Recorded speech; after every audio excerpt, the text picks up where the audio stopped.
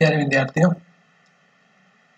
इससे पहले हमने ब्लैक बोर्ड एडिशंस के बारे में पढ़ा। इसका एक्सपेरिमेंट रिजल्ट जो ल्यूमर द प्रिंक्सहाइम ने जो रिजल्ट दिया था, क्या वो सही है क्या? इसलिए क्लासिकल फिजिक्स के थ्योरेटिकल वर्क द्वारा इसको स्टडी करेंगे। तो इसके लिए सबसे पहले विन का नियम आया।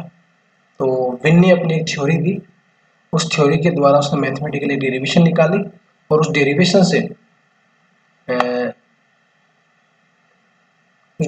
से हम ये देखेंगे कि जो रिजल्ट आता है वो क्या एक्सपेरिमेंट रिजल्ट ल्यूमर था प्रिंक्सहाइम का जो रिजल्ट प्राप्त होता है उससे मैच करता है या नहीं है। तो ल्यूमर तथा प्रिंक्सहाइम ने प्रायोगिक रूप से कृष्णिका विकिरण में ऊर्जा वितरण वक्र को समझाया। विन तथा रेलेजिन इस कृष्णिका विकिरण में ऊर्जा वितरण को सैद्धांतिक रूप से समझाने की कोशिश की।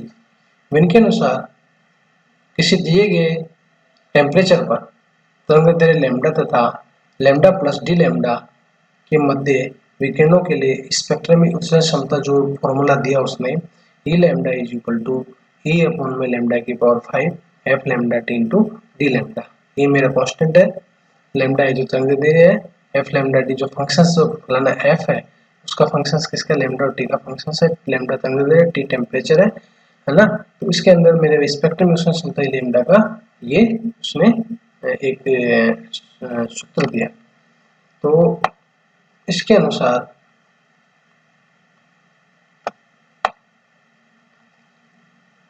जहां एफ लैम्डा टी एक अकेले चल लैम्डा टी का फलन है, तो f lambda t is equal to a e into में की पावर माइनस का ए अपन में लैम्डा टी हुआ। और इसकी वैल्यू में इससे पहले वाले समीकरण में अप्लाई किया तो E lambda D lambda is equal to A into lambda की पावर माइनस का 5 इंटू में ई की पावर माइनस का A lambda T into D lambda प्राप्त होता है ना। तो ये जो मेरे पास जो रिजल्ट आया यह है विन का विकिरण नियम कहलाता है। तो विन ने जो थ्योरेटिकली जो रिजल्ट दिया वो दिया कि यह E lambda D lambda is equal to क्या होता है, ए इंटू लैम्डा की पावर माइनस का 5 ए की पावर माइनस का A lambda T into D lambda, अर्थात ई लैम्डा तथा लैम्डा की पावर माइनस 5 के अनुक्रमानुपाती होता है, अर्थात ई की power lambda proportional to lambda की पावर 5 प्राप्त होता है, 1 लैम्डा की पावर 5 प्राप्त होता है। यह विन का विकिरण नियम। तो ये जो मेरे पास फॉर्मूला प्राप्त हुआ ई लैम्डा प्रोपोर्शनल टू 1 लैम्डा की पावर 5, तो इस फॉर्मूले के अनुसार मैंने स्पेक्ट्रम में जो ऊर्जा घनत्व तरंगदैर्घ्य के लिए उसके लिए तथा आवर्ती के मध्य एक यू लैम्डा तथा लैम्डा तथा म्यू न्यू तथा न्यू आवर्ती के मध्य ग्राफ प्लॉट किया। तो सबसे पहले मैं आपको तरंगदैर्घ्य के द्वारा हम बताना चाहते हैं कि तरंगदैर्घ्य के द्वारा जो मेरे पास जो रिजल्ट प्राप्त हुआ उसमें क्या आता है कि T1 ग्रेटर देन T2 है, मतलब T1 का मान ज्यादा होगा, T2 का मान कम है। तो उस केस में क्या होगा कि मेरे पास जो लैम्डा एम की वैल्यू जो प्राप्त हुई वो लैम्डा एम की वैल्यू मानो लैम्डा एम1 प्राप्त होती है, T2 पर लैम्डा एम2 प्राप्त होती है। तो जैसे जैसे मैं टेम्परेचर घटा रहा हूँ वैसे वैसे लैम्डा का मान बढ़ रहा है, अर्थात टेम्परेचर बढ़ाने पर तरंगदैर्घ्य का मान घटता जाता है। और इसी प्रकार से मैं आवर्ती की बात करता हूँ तो आवर्ती में भी इसका उल्टा होता है। जैसे जैसे मैं टेम्परेचर बढ़ा रहा हूँ, क्योंकि जो आवर्ती होती है वो तरंगदैर्घ्य के व्युत्क्रमानुपाती होती है, तो मैं जैसे जैसे टेम्परेचर बढ़ा रहा हूँ वैसे वैसे आवर्ती का मान बढ़ता जाता है। तो इसके अनुसार क्या है, चित्र 3 के अनुसार ताप बढ़ाने पर अधिकतम उत्सर्जन लघु तरंगदैर्घ्य की ओर विस्थापित हो जाता है। थर्ड ये कह रहा है, तो थर्ड भी क्या कह रहा है कि ताप बढ़ाने पर अधिकतम उत्सर्जन क्षमता उच्च आवृत्ति की ओर विस्थापित हो जाती है। अतः इससे स्पष्ट होता है कि विन का जो नियम है वो केवल लघु तरंगदैर्घ्य प्रास में ही सत्य होता है, मतलब जिसकी विन का नियम है जो केवल और केवल जो शॉर्ट वेवलेंथ है, जिनकी रेंज बहुत कम होती है वेवलेंथ की, उन्हीं के लिए सत्य पाया जाता है विन का नियम। यह नियम दीर्घ तरंगदैर्घ्य के विकिरणों की ऊर्जा वितरण की व्याख्या करने में असफल रहता है, अर्थात यह नियम कृष्णिका विकिरण के संपूर्ण वक्र को समझाने में असफल रहता है। कहने का मतलब क्या है कि विन का नियम जो फॉर्मूला प्राप्त हुआ वो ई लैम्डा प्रोपोर्शनल टू 1 में लैम्डा की पावर 5 जो प्राप्त होता है, उसके अंदर यू लैम्डा तथा लैम्डा के मध्य ग्राफ प्लॉट करते हैं और टेम्परेचर के अकॉर्डिंग उसको देखते हैं। तो इसके अकॉर्डिंग, चाहे आवर्ती के अकॉर्डिंग देखें चाहे हम तरंगदैर्ध्य के अकॉर्डिंग देखें, उसके अकॉर्डिंग ये रिजल्ट प्राप्त होता है कि केवल जिनकी वेवलेंथ बहुत कम होती है उन्हीं के लिए ये फॉर्मूला सिद्ध सही बैठता है, अन्यथा ये फॉर्मूला अर्थात कुछ जो तरंगदैर्ध्य होते हैं उसके लिए सही नहीं बैठता। इसलिए विन का नियम स्पेक्ट्रम ऊर्जा वितरण को समझाने में असफल रहता है। इसलिए इसके बाद में दूसरा जो आया साइंटिस्ट रेले व जीन्स, रेले व जीन्स ने के विकर्ण का नियम जो आया उसमें क्या किया, उसने भी अपनी कुछ थ्योरी दी और उसके अकॉर्डिंग सन 1900 में रेले तथा जीन्स ने कृष्णिका में अप्रगामी तरंगों की अवधारणा के अनुसार मैक्सवेल वोल्टेज मान सांख्यिकी के आधार पर ऊर्जा वितरण का नियम का प्रतिपादन किया। अर्थात रेले तथा जीन्स ने कृष्णिका के विकिरण के स्पेक्ट्रम की व्याख्या करने के लिए उसने मैक्सवेल वोल्टेज मान सांख्यिकी का सहारा लिया और उसके अनुसार उसने क्या किया कि जो इसमें जो तरंगे होती हैं वो उसने माना कि इसमें अप्रगामी तरंगे होती हैं। तो अप्रगामी तरंग का जो समीकरण प्राप्त हुआ वो प्राप्त हुआ y = a इंटू साइन के dot are into cos omega T प्राप्त हुआ। कहने का मतलब था कि इसमें साइन और कोस दोनों प्रकार की इसमें तरंगे चलती हैं। तो y = जो मेरे पास तरंग का समीकरण प्राप्त हुआ विस्थापन का y = a इंटू साइन के dot are into cos omega T प्राप्त हुआ और उसके according y = a into sine के एक्स एक्स प्लस के वाई वाई प्लस में के Z Z into cos omega T प्राप्त हुआ। और इसके अकॉर्डिंग मेरे पास के एक्स की वैल्यू जो प्राप्त हुई वो प्राप्त हुई एन एक्स पाई अपॉन में ए, के वाई की वैल्यू जो प्राप्त होती है एन वाई पाई अपॉन में ए तथा के जेड = क्या प्राप्त होता है एन जेड अपॉन में एन जेड पाई अपॉन में ए प्राप्त होता है। जहां पर n x n y n z तो क्या है 1 2 3 संख्या है मेरे पास, एक अलाकार कोटरों की जो है वो लंबाई है ना, और जहां पर मैं देखूं nx क्या है x दिशा में अर्ध तरंगदैर्ध्य की संख्या है। इसी प्रकार से ny y दिशा में अर्ध तरंगदैर्ध्य की संख्या है तथा इसी प्रकार से z nz में z दिशा में अर्ध तरंगदैर्ध्य की संख्या है। तो इससे मेरे पास जो रिजल्ट प्राप्त होता है कि x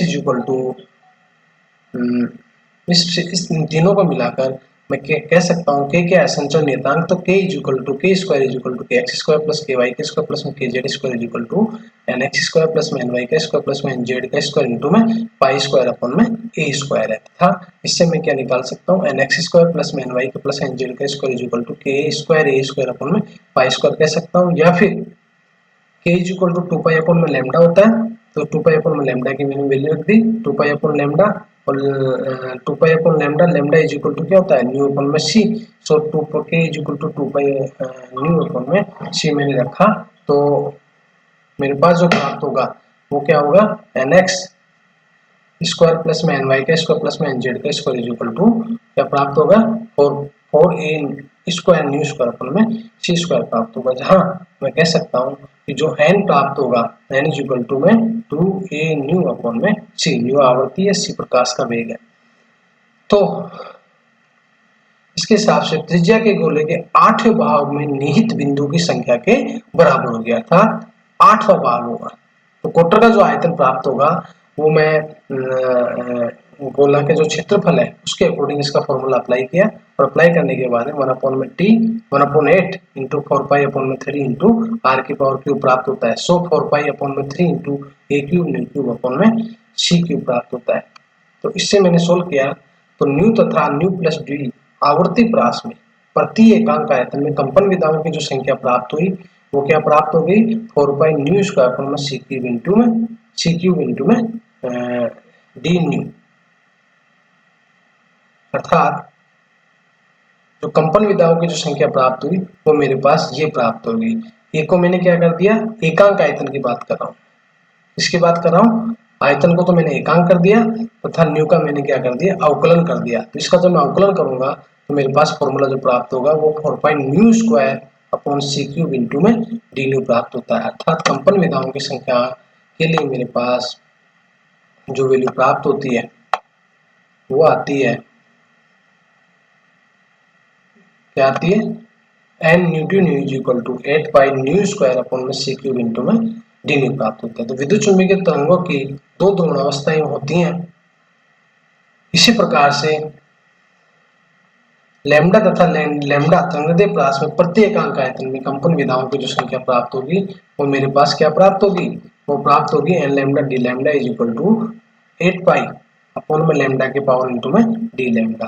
तो ये तो मैं जो सबसे पहले वाला जो समीकरण था इसमें मैंने किसकी बात की, इसमें मैं इसकी बात करूंगा, जो कंपन विधाओं की जो संख्या थी वो 4 pi nu cube 4 pi nu square upon C cube into में डी न्यू प्राप्त होता है। तो ये कंपन विधाओं की संख्या कह रहा है। अपन बात कर रहे हैं किसकी, विद्युत चुम्बकीय तरंगें की बात कर रहे हैं। तो विद्युत चुम्बकीय तरंगें होंगी तो इसमें दो प्रकार की क्या कहा मैंने, दो प्रकार की इसमें दो ध्रुवणावस्थाएं होती हैं, दो प्रकार की ध्रुवणावस्थाएं होती हैं विद्युत चुम्बकीय तरंगों में। इसलिए इसका जो 4 पाई था वो मल्टीप्लाई होकर 8 पाई हो जाएगा। इसलिए n nu d nu is equal to 8 pi nu square upon में सी क्यूब इंटू में डी न्यू प्राप्त होगा। इसके ऊपर न्यू तथा न्यू प्लस डी लैम्डा प्रास के अंदर। इसी प्रकार से इस समीकरण को यूज करते हुए, क्योंकि C is equal to nu lambda होता है, उस फॉर्मूले को अप्लाई किया। अप्लाई करने के बाद मेरे पास इसी प्रकार से प्रति एकांक आयतन कंपन विधाओं की जो संख्या होगी तरंगदैर्घ्य के लिए n lambda D lambda is equal to 8 pi upon में लैम्डा के पावर 4 इंटू में डी लैम्डा आता है। ठीक है, मतलब इसमें अपन क्या करेंगे, c is equal to nu lambda लेंगे, इसमें डी लैम्डा के अपन अप्लाई कर देंगे।